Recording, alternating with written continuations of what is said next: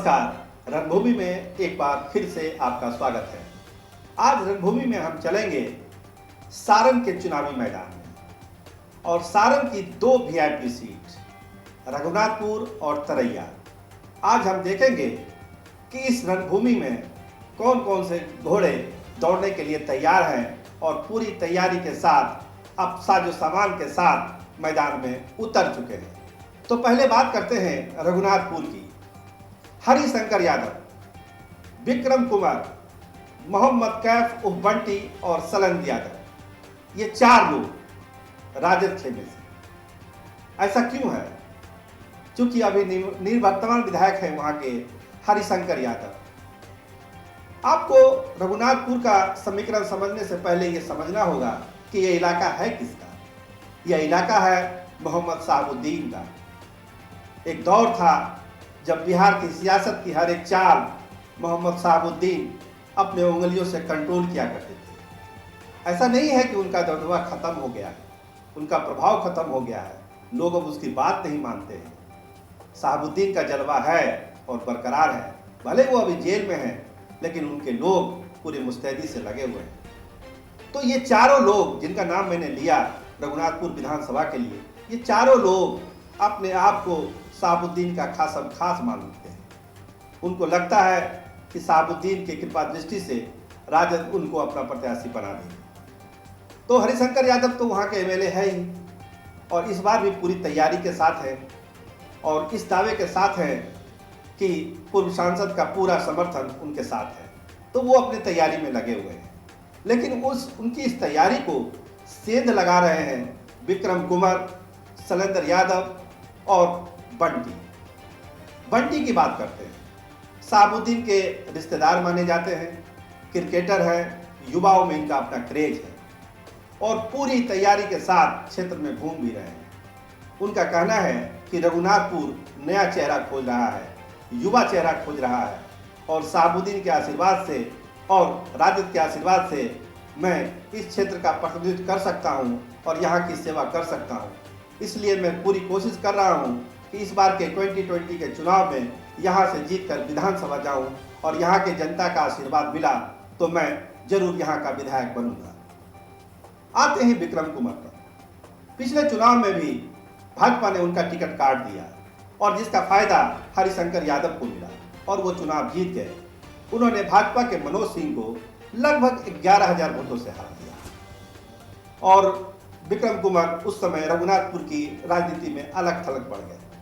लेकिन समय बीता और वो फिर एक बार राजद में शामिल हो गए। बताया जाता है कि शहाबुद्दीन के कहने पर ही वो राजद में शामिल हुए, ऐसा उनका दावा है। तो आखिर शहाबुद्दीन क्या करेंगे? शहाबुद्दीन आखिर किसके माथे पर अपना हाथ रखेंगे? हरिशंकर यादव, बंटी, विक्रम कुमार और सलंद यादव। सलंद यादव राजद के पुराने यहाँ के कार्यकर्ता हैं, नेता रहे हैं और यहाँ के चुनावी समीकरण को समझते हैं। उनका कहना है कि राजद देखिए गरीबों की पार्टी है और गरीबों की पार्टी और हम उसका प्रतिनिधित्व करते हैं।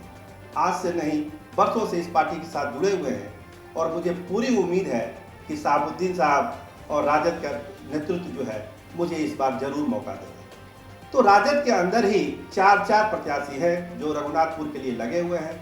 अब देखते हैं शहाबुद्दीन की कृपा दृष्टि किसके माथे पर आती है और शहाबुद्दीन रघुनाथपुर के चुनावी मैदान में अपने किस घोड़े को इस बार उतारते हैं।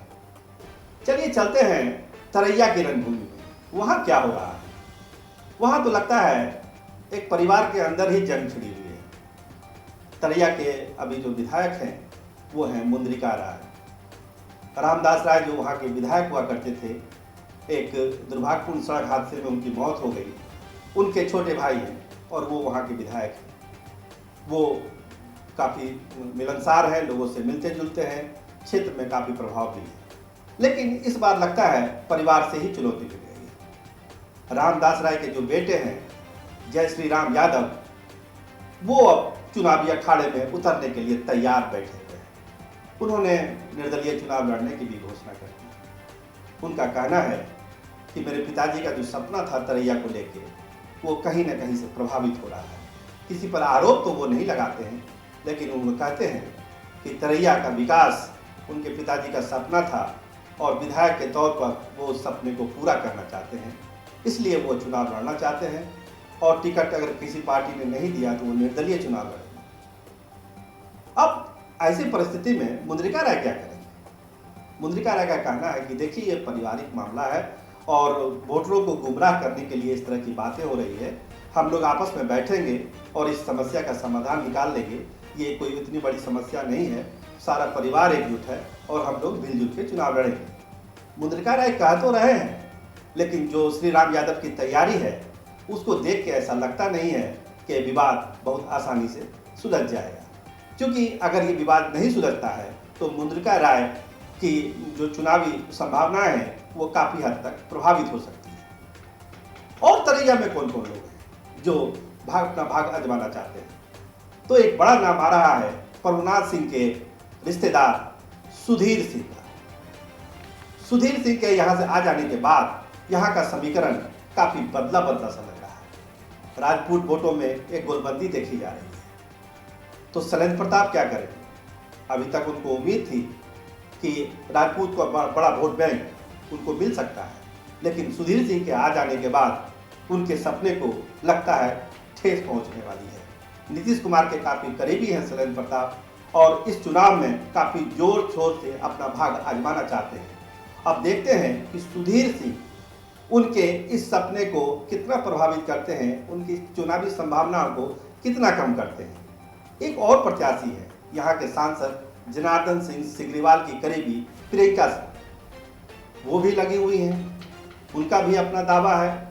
उनका कहना है कि क्षेत्र के लिए मैंने काफ़ी काम किया है, भाजपा के लिए काफ़ी काम किया है और उनको उम्मीद है कि भाजपा इस बार चुनावी अखाड़े में उनको जरूर उतारेगी। मुखिया संगम बाबा ये भी लगे हुए हैं और हल्के ढलके ढंग से नहीं लगे हुए हैं, बड़ी मजबूती से लगे हुए हैं। इनका भी कहना है कि कोई ताकत मुझे इस बार विधानसभा जाने से नहीं रोक सकती है। तो कहने का ये अर्थ हुआ कि तरैया का जो रण क्षेत्र है वो योद्धाओं से एकदम भरा पड़ा हुआ है, कोई किसी से कम नहीं है। कहीं पारिवारिक विवाद छिड़ा हुआ है, कहीं वोट बैंक को, राजपूत वोट बैंक को लेके जंग छिड़ी हुई है, कहीं भाजपा की दुहाई दी जा रही है।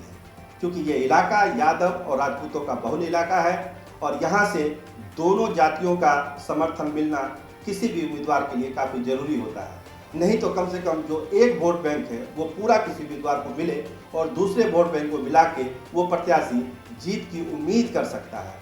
लेकिन जिस तरह से मुद्रिका यादव के घर पे ही विवाद छिड़ा हुआ है और सुधीर सिंह के आ जाने से शैलेंद्र प्रताप के वोट बैंक को खतरा मौजूद हुआ है, तो ये कोई नहीं कर सकता है कि तरैया विधानसभा क्षेत्र से कौन सा घोड़ा दौड़ के जीत के पटना विधानसभा जाने वाला है। इसलिए यहाँ की लड़ाई काफ़ी दिलचस्प होने वाली है और सब लोग इसका इंतजार कर रहे हैं कि आखिर तरैया में होगा क्या। आप तो रणभूमि में बस इतना ही। मैं कैमरामैन राहुल राज के साथ सरोज सिंह, नमस्कार। हमारा ये प्रोग्राम आपको कैसा लगता है हमें जरूर बताएं। हमारे चैनल को सब्सक्राइब करिए, लाइक करिए। नमस्कार, धन्यवाद।